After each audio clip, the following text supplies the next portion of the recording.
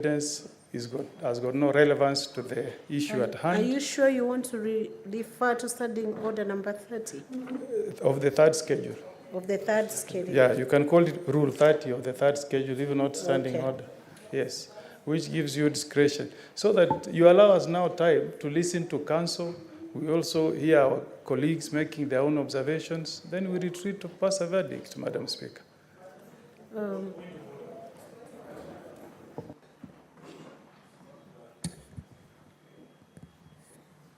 What is the point of order, Senator Gloria, in under half a minute? Because if we entertain so many points of orders, we'll never make any progress on the same issues that you're complaining about. Madam Speaker, it's actually, I had this point of order, the point where we had the last witness before this one. I even approached you to tell you that some of these things, the relevance towards the charges is not there.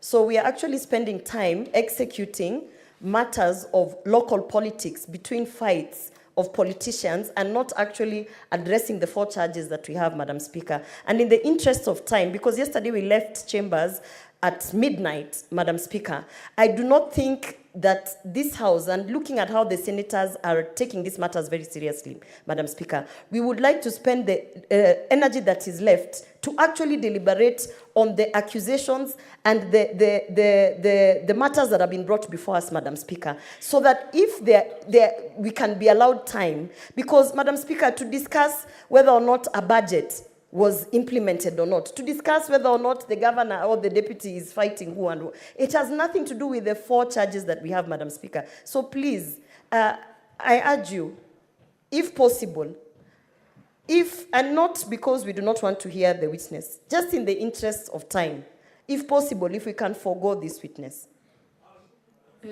Honorable Senators, let me give a direction on this matter. What's your point of order, Senator Sifuna? That's the final one, and then I'll make a... To be very brief. I'll give a direction. So that we guide. And I know that as my senior, I really have a lot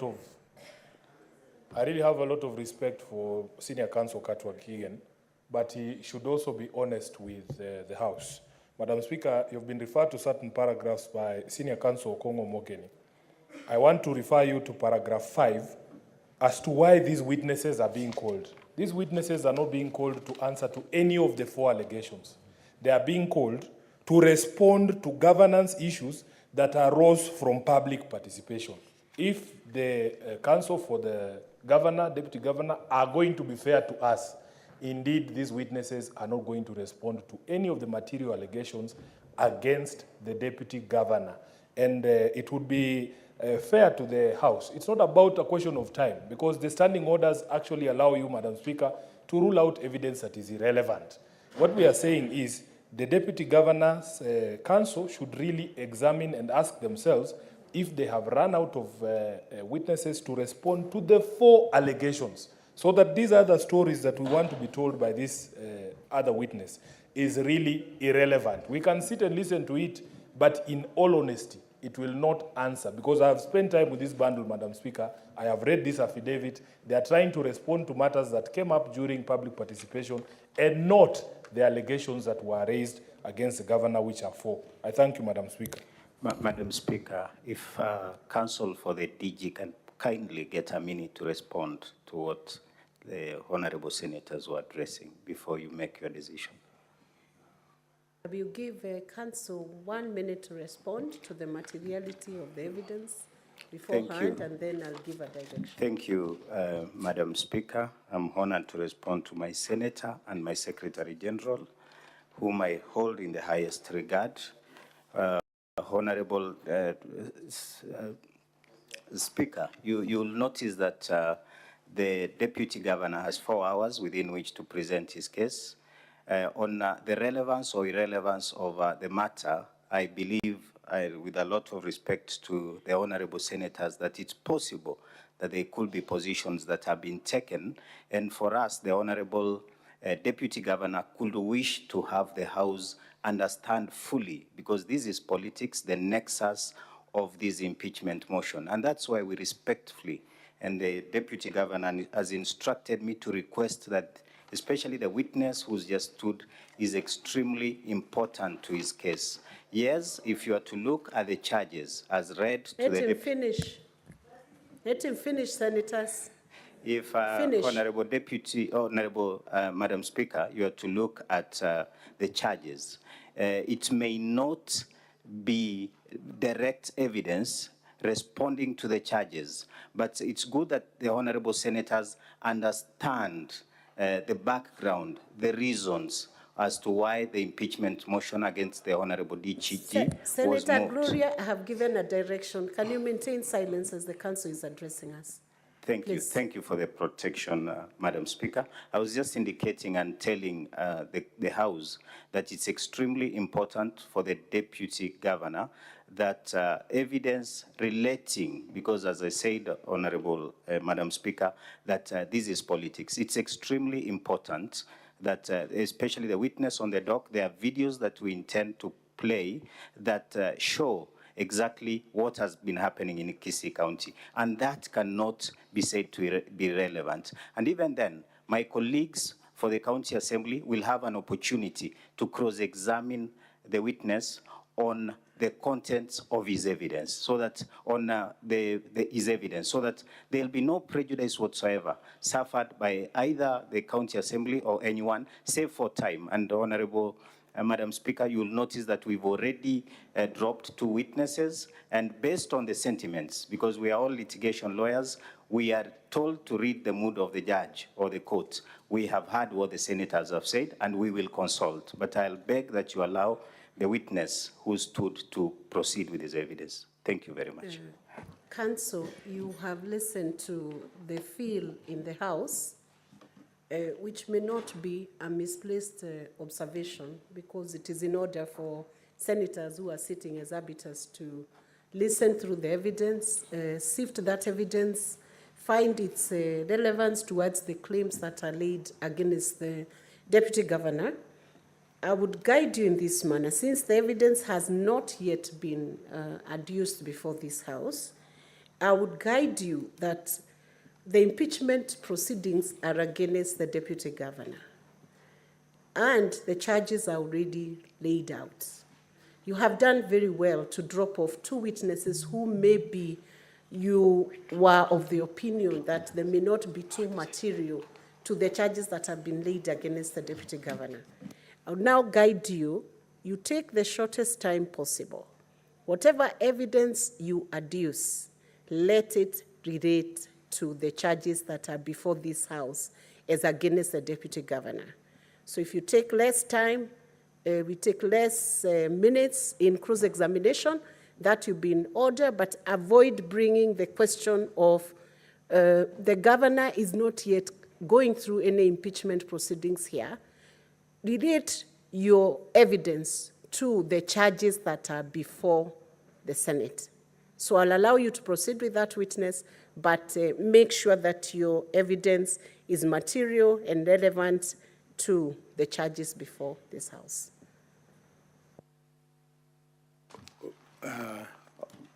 With your permission, Madam Speaker, I have been very specifically mentioned by my learned friend, Honorable Sifuna. Could you allow me to just say one thing, even if you had to designate only 1 minute to me?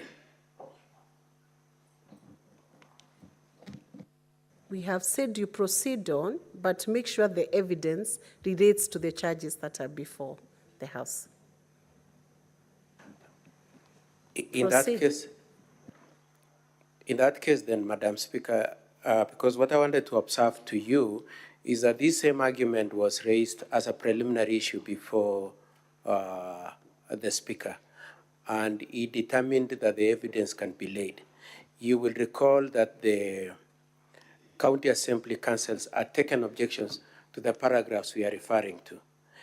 And on our part, we were countering it by saying that we are responding to what came from public participation, which formed part of the charges against us. Now, if your ruling then is that it has to be only on the 4 counts, which was an argument we had, then we would like to know then that the Senate is going to exclude the entirety of the public participation, because that's where the entry point of the two witnesses we are calling. We I have wanted to confirm. Council, I have not restricted you. If you view that it's relevant to the charges before the House, I have allowed you to proceed. But now you are using your time wrongly, because you should already be giving the evidence that that witness has. I've only guided that you save this house time by ensuring the evidence is relevant. Thank you. Madam Speaker, I may seek your guidance. Should then the County Assembly note that whatever evidence is being led by council does not square out the charge, could we raise objection? No, do not. Let them lay their evidence. These senators are competent. They Thank can you. tell what is relevant and what is not relevant. Thank you, Madam Speaker. Honorable Obare, kindly proceed to introduce yourself. Thank you, Council. Honorable Speaker, my name is Obare Thomas, MCA for Bobasi Boitangari. I'm also a graduate of economics from the University of Nairobi. Thank you. Confirm that the affidavit referred to, or we are referring the House to, between page 198 and 200 of the DG's bundle was sworn by yourself. I confirm. Confirm that you are in the County Assembly of Kisii when the motion that has been brought to this House was debated. I confirm. Are you a resident of Kisii County? In my introduction, I said I'm the MCA for Bobasi Boitangari, therefore I'm a resident of Kisii County. Are you able to tell this House whether you participated in the deliberations of the County Assembly and whether you did challenge anything with regard to the proceedings of the House when the same was being debated? I confirm that I challenged the propriety of the motion unsuccessfully on grounds including it being out of time, Council. Thank you. Thank you. You are here as part of the witnesses who are giving evidence in support of the Deputy Governor. Are there any issues arising in Kisii County that you'd wish this Honorable House to get to know about? Honorable Speaker, I confirm that I participated in the debate on the impeachment of the Deputy Governor, and I confirm that that debate is as a result of what is happening in Kisii County. Thank you, Mheshimiwa. Let's go, and you've heard the mood of the House. Let me go straight to the point. There, in your affidavit at paragraph 8, you have sworn and tell the court that the budget that had been passed in the County Assembly was altered. Is that the correct position? I confirm. Did your colleagues and yourself protest the fact that a false budget was submitted to the Control of Budget? I confirm. Are you aware whether those are the issues that the DG has been in support of, that he's been in support of those members of the County Assembly that have been raising such an issue? I confirm so that the DG has been raising the said issues on the alteration and the mutation of the budgets passed by the Assembly, and it forms part of the impeachment, the complaints. Thank you. Confirm that the letter that the County Assembly did is the one that is at page 145. Let me just be sure. I'll be relying entirely on the DG's bundle, page 143 to 145D. Just take a look at that, Mheshimiwa. Have you been able to get page I confirm the letter, and I'm signatory to that letter. Okay. So that is the letter that you sent to the Controller of Budget. Is that correct? Yes. Has there been any response to that letter? Are you aware whether there's any response? There was a response to the CEC Finance, Economic Planning on the same. Confirm, thank you. Confirm that the Honorable DG is fully in support with the contents of this letter. I confirm. Thank you. Did you receive any response from the Controller of Budget? We received a response from the controller. No, the response was the CEC Finance.